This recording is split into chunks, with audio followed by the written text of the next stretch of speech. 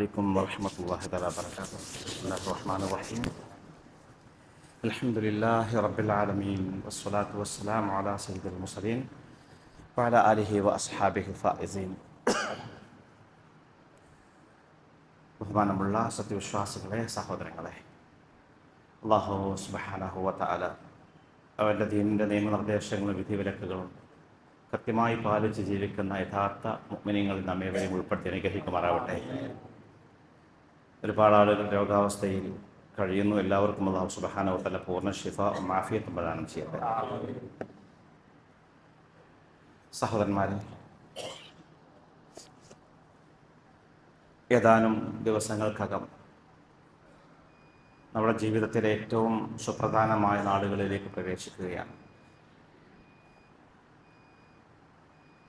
അഫ്ളലു അയ്യാമി ദുനിയ, ഈ ദുനിയാവിലെ ദിവസങ്ങളിൽ ഏറ്റവും ശ്രേഷ്ഠതയുള്ള ദിവസങ്ങളെന്ന് പുണ്യനബി സല്ലല്ലാഹു അലൈഹി വസല്ലം തങ്ങൾ വിശേഷിപ്പിച്ച ദിവസങ്ങൾ. അയ്യാമും മഅലൂമാത്ത്, അറിയപ്പെട്ട നാളുകളെന്ന് വിശുദ്ധ ഖുർആൻ പരിചയപ്പെടുത്തിയ ദിവസങ്ങൾ. വലയാലിൻ അശ്ർ, വളരെ പവിത്രമായ 10 ദിവസങ്ങളെന്ന് പരിശുദ്ധ ഖുർആൻ അല്ലാഹു സുബ്ഹാനഹു വ തആല ആണയിട്ട് പറഞ്ഞ, സത്യം ചെയ്ത് പറഞ്ഞ ദിവസങ്ങൾ. ദുൽഹിജ്ജ 1 മുതലുള്ള 10 ദിവസങ്ങൾ അല്ലാഹു സുബ്ഹാനഹു വ തആല നമുക്ക് നൽകുന്ന ഏറ്റവും പ്രധാനപ്പെട്ട അവസരങ്ങളാണ്. നമ്മുടെ തിരക്ക് പിടിച്ച ജീവിതത്തിനിടയിൽ പരിശുദ്ധ ദീൻ നമ്മുടെ മുമ്പിൽ സമർപ്പിച്ച ഒരുപാട് സൽക്രമങ്ങളുണ്ട്. എല്ലാം കൂടെ ചെയ്തു തീർക്കാൻ മനുഷ്യന് സാധ്യമല്ല. അതുകൊണ്ട് അല്ലാഹു സുബ്ഹാനഹു വ തആല കാരുണ്യവാനായ റബ്ബ് നമുക്ക് ചില സവിശേഷമായ സന്ദർഭങ്ങളും സൗകര്യങ്ങളും നമുക്ക് ഒരുക്കി തരുന്നു. മറ്റു കാലങ്ങളിൽ ചെയ്യുന്നതിനേക്കാൾ ഏതാനും ദിവസങ്ങൾ കൊണ്ട് തന്നെ നമ്മുടെ നന്മയുടെ ഗ്രാഫ് ഒരുപാട് ഉയർത്താൻ പറ്റാവുന്ന രീതിയിലുള്ള സംവിധാനങ്ങൾ. അവയിൽ ഏറ്റവും പ്രധാനപ്പെട്ട ദിവസങ്ങളാണ് ഇനിയുള്ള ദുൽഹിജ്ജ 1 മുതൽ 10 വരെയുള്ള ദിവസങ്ങൾ. ഈ ഞായറാഴ്ച അസ്തമിച്ച രാത്രി മാസപ്പിറവി ദൃശ്യമാവുകയാണെങ്കിൽ തിങ്കൾ 1 അഥവാ തിങ്കളാഴ്ച രാവ് മുതൽ ദുൽഹിജ്ജ ആരംഭിക്കുകയാണ്. മനുഷ്യൻ ചെയ്യുന്ന എല്ലാ കർമ്മങ്ങൾക്കും വർദ്ധിതമായ കണക്കില്ലാത്ത പ്രതിഫലങ്ങൾ നൽകപ്പെടുന്ന ദിവസങ്ങളാണ് അവ എന്ന് പ്രമാണങ്ങൾ നമ്മെ പഠിപ്പിക്കുന്നുണ്ട്. വളരെ പ്രസിദ്ധമായ ഹദീസ് നാം എപ്പോഴും കേൾക്കാറുള്ള ഹദീസാണ്. മഹാനായ പ്രവാചകൻ സ്വല്ലല്ലാഹു അലൈഹി വസല്ലം തങ്ങൾ പറഞ്ഞു, മാമിൻ അയ്യാമിൻ അൽ അമലു സ്വാലിഹു ഫീഹാ അഹബ്ബു ഇലല്ലാഹി മിൻ ഹാദിഹിൽ അയ്യാം, യഅനി അൽ അശ്റൽ അവ്വാഇല മിൻ ദുൽഹിജ്ജ. അല്ലാഹു സുബ്ഹാനഹു വ തആലക്ക് ഈ നാളുകളിൽ ദുൽഹിജ്ജ 1 അന്ന് മുതൽ 10 വരെയുള്ള നാളുകളിൽ ചെയ്യുന്ന അമലുകളോളം അല്ലാഹുവിന് പ്രിയങ്കരമായി മറ്റൊരു അമലുകളുമില്ല. മറ്റേത് കാലത്ത് ചെയ്യുന്ന ഏത് സൽക്കർമ്മങ്ങളെക്കാളും അല്ലാഹു സുബ്ഹാനഹു വ തആല ഈ ദിവസങ്ങളിൽ ചെയ്യുന്ന കർമ്മങ്ങൾക്ക് വലിയ പ്രാധാന്യം നൽകുന്നു. അല്ലാഹു ഏറെ ഇഷ്ടപ്പെടുന്നു. അഹബ്ബു ഇലല്ലാഹ്, അല്ലാഹു ഏറ്റവും പ്രിയങ്കരം എന്നാണ് പുണ്യ നബി സല്ലല്ലാഹു അലൈഹി വസല്ലം പറഞ്ഞത്. സ്വഹാബത്ത് നബിയോട് ചോദിക്കുന്നുണ്ടല്ലോ, വൽ ജിഹാദു ഫീ സബീലില്ലാഹ്, അല്ലാഹുവിന്റെ മാർഗത്തിലുള്ള ധർമ്മസമരം പോലും അവിടേക്ക് എത്തില്ലേ നബിയെ? അല്ലാഹുവിന്റെ റസൂലും സ്വഹാബത്തുമൊക്കെ തങ്ങളുടെ ആദർശവും തങ്ങളുടെ നാടും സംരക്ഷിക്കാൻ വേണ്ടി ധർമ്മസമരങ്ങളിലും പോരാട്ടങ്ങളിലും ഏർപ്പെട്ടിരുന്ന ആളുകളാണ്. അതുകൊണ്ട് ജിഹാദ് വലിയ പുണ്യകർമ്മമായിട്ട് അല്ലാഹു റസൂൽ സ്വഹാബത്തിനെ പഠിപ്പിച്ചിട്ടുണ്ട്. ആ ബോധ്യമുള്ള സ്വഹാബത്ത് നബിയോട് തിരിച്ചു ചോദിക്കുകയാണ്, ജിഹാദിനെ പോലും ദുൽഹിജ്ജയുടെ ആദ്യകാലത്തുള്ള ആ ദിവസങ്ങളിലുള്ള സൽക്രമങ്ങൾ അടുത്തെത്താൻ പറ്റുമേ ഇല്ലേ എന്ന്. അല്ലാഹു റസൂൽ പറഞ്ഞു, വൽ ജിഹാദ് ഫീ സബീലില്ലാഹ്, അല്ലാഹുവിന്റെ മാർഗത്തിലുള്ള ജിഹാദിന് പോലും അവിടേക്ക് എത്താനാവില്ല. ഇങ്ങനെ ഇത്രമാത്രം വലിയ അല്ലാഹു ഇഷ്ടപ്പെടുന്ന ഒരു നാളുകളാണ്, ദിവസങ്ങളാണ് ഇനിയുള്ള ഏതാനും നാളുകൾ. അന്ന് ഇന്ന അമലുകൾ എന്നില്ല, എല്ലാ സൽക്കർമ്മങ്ങളും. കഴിയുന്നത്ര സംസ്കാരങ്ങൾ വർദ്ധിപ്പിക്കാം, ദാനധർമ്മങ്ങൾ വർദ്ധിപ്പിക്കാം, കുടുംബബന്ധം ചേർത്തുന്നതിൻ്റെ ഊഷ്മളത വർദ്ധിപ്പിക്കാം, വിശുദ്ധ ഖുർആൻ ധാരാളമായിട്ട് പാരായണം ചെയ്യാം, ദിക്റുകൾ വർദ്ധിപ്പിക്കാം, സമൂഹവുമായി ബന്ധപ്പെട്ട സൽക്കർമ്മങ്ങൾ എന്തൊക്കെയുണ്ട് അതൊക്കെ വർദ്ധിപ്പിക്കാം. ഇങ്ങനെ എന്തൊക്കെ കർമ്മങ്ങളുണ്ടോ അതിനൊക്കെ വർധനവ് നൽകി അല്ലാഹു സുബ്ഹാനഹു വ തആലയുടെ സാമീപ്യവും തൃപ്തിയും കരസ്ഥമാക്കാനുള്ള സ്വർണ്ണ അവസരങ്ങളാണ് നമ്മുടെ മുമ്പിലുള്ളത്. പ്രത്യേകിച്ച് നോമ്പ് 1 മുതൽ 9 വരെ നോമ്പനുഷ്ഠിക്കൽ പ്രധാനപ്പെട്ട സുന്നത്താണ്. അല്ലാഹു ഏറ്റവും ഇഷ്ടപ്പെടുന്ന അമലുകളിൽ ഒന്നാണ് നോമ്പനുഷ്ഠിക്കുക എന്നുള്ളത്. മഹാനായ പ്രവാചകൻ സ്വല്ലല്ലാഹു അലൈഹി വസല്ലം തങ്ങളെ കുറിച്ച് പ്രവാചക പത്നിമാര് പറയാറുണ്ട്, കാന റസൂലുള്ളാഹി സ്വല്ലല്ലാഹു അലൈഹി വസല്ലം യസൂമു തിസ്അദിൽ ഹജ്ജ. ദുൽഹിജ്ജയുടെ ആദ്യത്തെ 9 ദിവസങ്ങളിൽ അള്ളാഹുവിന്റെ പ്രവാചകൻ സ്വല്ലല്ലാഹു അലൈഹി വസല്ലം നോമ്പ് അനുഷ്ഠിക്കാറുണ്ട് എന്ന്. ഈ നാളുകളുടെ പ്രാധാന്യവും മഹത്വവും ഒക്കെ അള്ളാഹു റസൂൽ ഇങ്ങനെ പറഞ്ഞിട്ട് അവസാനം പറയുന്നുണ്ട്, ഫഅക്സിറു ഫീഹിന്ന മിനത്ത് തഹ്ലീൽ വത്തക്ബീർ വത്തഹ്മീദ്. അതുകൊണ്ട് ഈ നാളുകളിൽ നിങ്ങൾ തഹ്ലീൽ, ലാ ഇലാഹ ഇല്ലല്ലാഹ് എന്ന ദിക്ർ വർദ്ധിപ്പിക്കണം, അല്ലാഹു അക്ബർ എന്ന ദിക്ർ വർദ്ധിപ്പിക്കണം, അൽഹംദുലില്ലാഹ് വർദ്ധിപ്പിച്ചുകൊണ്ടേയിരിക്കണം. നമ്മുടെ നടത്തങ്ങളിൽ, ഇരുത്തങ്ങളിൽ, വിശ്രമങ്ങളിൽ, നമ്മുടെ ജോലി സമയങ്ങളിലൊക്കെ നമ്മുടെ മനസ്സിലും ചിന്തയിലും നാവുകളിലും ഉണ്ടാവണം ലാ ഇലാഹ ഇല്ലല്ലാഹ്, അല്ലാഹു അക്ബർ, അൽഹംദുലില്ലാഹ്. അല്ലാഹു റസൂൽ നമ്മളെ വസിയത്ത് ചെയ്ത കാര്യമാണ്. ഇങ്ങനെ സുവർണാവസരമാണെന്ന ബോധ്യം നമുക്കുണ്ടാവണം. എന്ന പോലെ തന്നെ തെറ്റുകൾ ചെയ്യുന്ന ഗുരുതരവുമാണ്. നമുക്കറിയാം, അള്ളാഹുവിന്റെ പ്രവാചകൻ സ്വല്ലല്ലാഹു അലൈഹി വസല്ലം തങ്ങൾ ഇതിന്റെ ഗൗരവം പറഞ്ഞിട്ടുണ്ട്, വിശുദ്ധ ഖുർആൻ പറഞ്ഞിട്ടുണ്ട്, ഫലാ തദ്ലിമൂ ഫീഹിന്ന അൻഫുസകും. 4 മാസങ്ങളിൽ എല്ലാ കാലത്തും തെറ്റ് ചെയ്യുന്ന കുറ്റകരമാണ്, പക്ഷെ 4 മാസങ്ങളിൽ ഗുരുതരമാണ് തെറ്റ് ചെയ്യുന്നത്. അവയിലൊന്നാണ് ദുൽഹിജ്ജ. മഹാനായ ഷെയ്ഖ് ജീലാനി തങ്ങൾ നമുക്കെല്ലാവർക്കും അറിയാം. ലോകപ്രസിദ്ധനായ, ലോകത്തെ ലക്ഷക്കണക്കിന് മനുഷ്യരെ എന്ന് മാത്രമല്ല ഇന്നും ലക്ഷക്കണക്കിന് മനുഷ്യരെ ആത്മീയ തലങ്ങളിലേക്ക് കൈപിടിച്ചുകൊണ്ടേയിരിക്കുന്ന മഹാനായ ഷെയ്ഖ് ജീലാനി തങ്ങൾ. ഷെയ്ഖ് ജീലാനി തങ്ങൾ തൻ്റെ ഗുഞ്ഞ എന്ന് പറയുന്ന പ്രസിദ്ധമായ ഗ്രന്ഥത്തിൽ രേഖപ്പെടുത്തിയ സംഭവമുണ്ട്, ഒരു കാര്യമുണ്ട്. മഹാനവറുകൾ പറയാണ്, ഒരാൾ ദുൽഹിജ്ജ 1 മുതൽ 10 വരെയുള്ള നാളുകൾ ആദരിക്കുകയാണെങ്കിൽ, ബഹുമാനിക്കുകയാണെങ്കിൽ, അള്ളാഹു ആ മനുഷ്യന് 10 ആദരവുകൾ നൽകും, 10 നേട്ടങ്ങൾ അള്ളാഹുവിന് കൊടുക്കുമെന്നാണ്.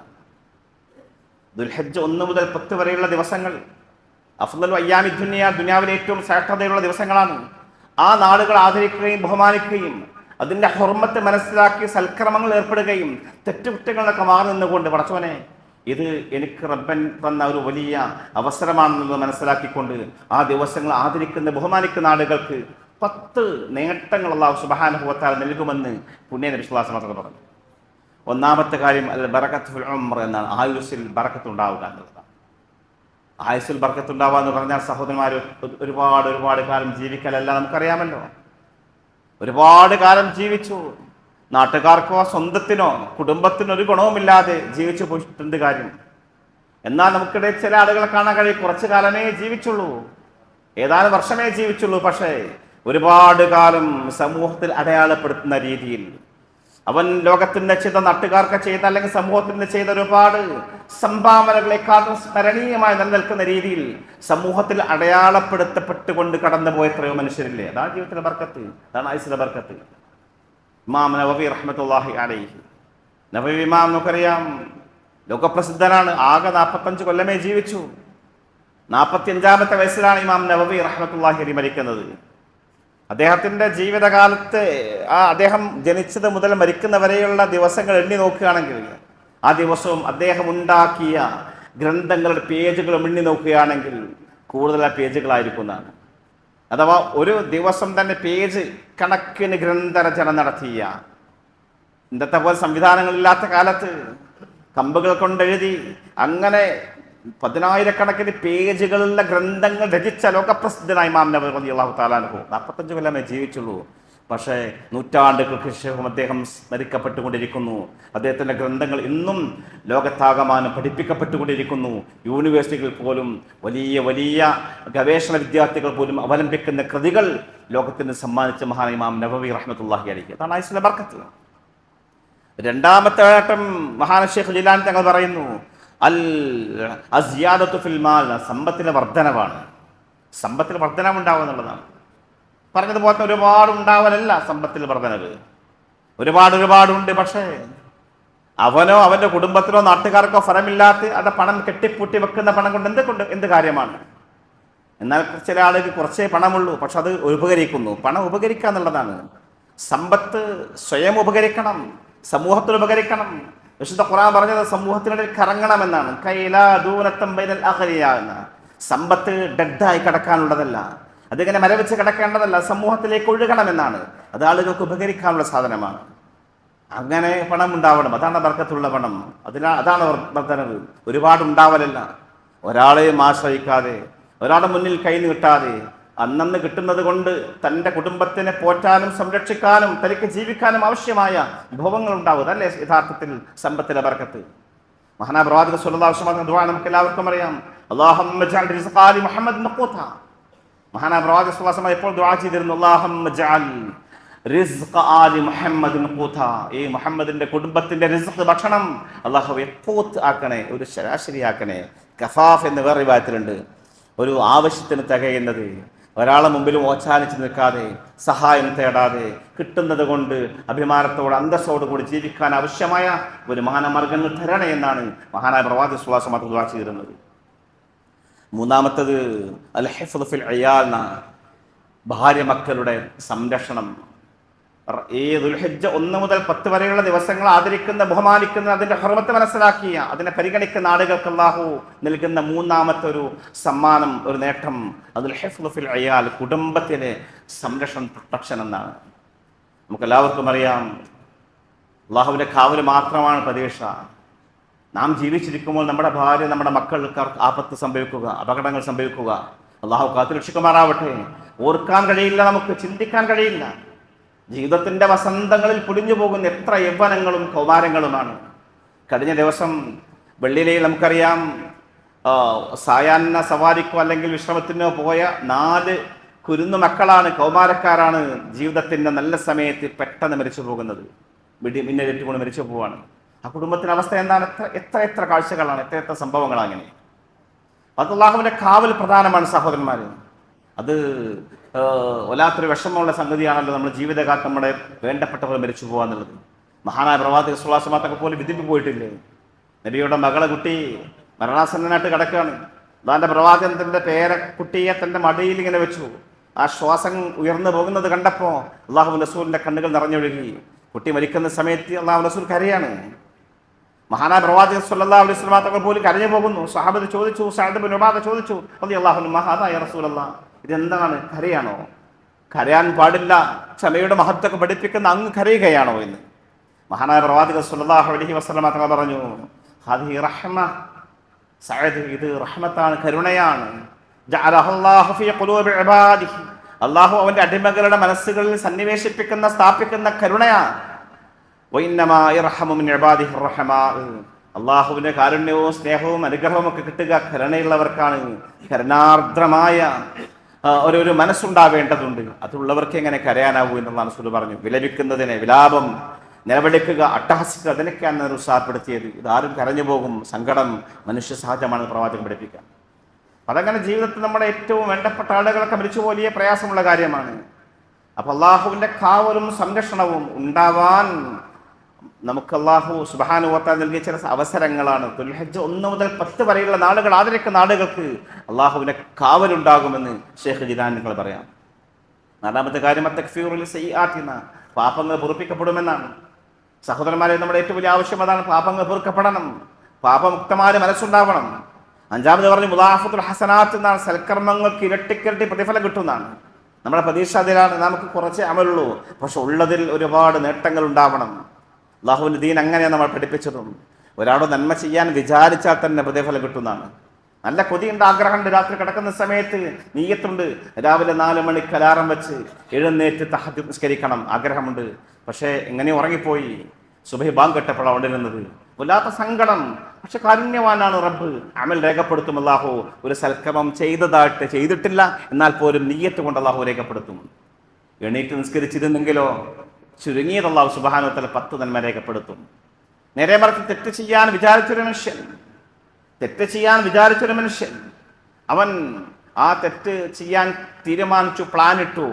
പക്ഷേ പിന്നീട് അവന് കുറ്റബോധമുണ്ടായി, ചെയ്യാൻ പാടില്ലല്ലോ വിചാരിച്ചാൽ, തെറ്റിൽ മാറിയാൽ അല്ലാഹു സുബ്ഹാനഹു നന്മ രേഖപ്പെടുത്തുകയാണ്.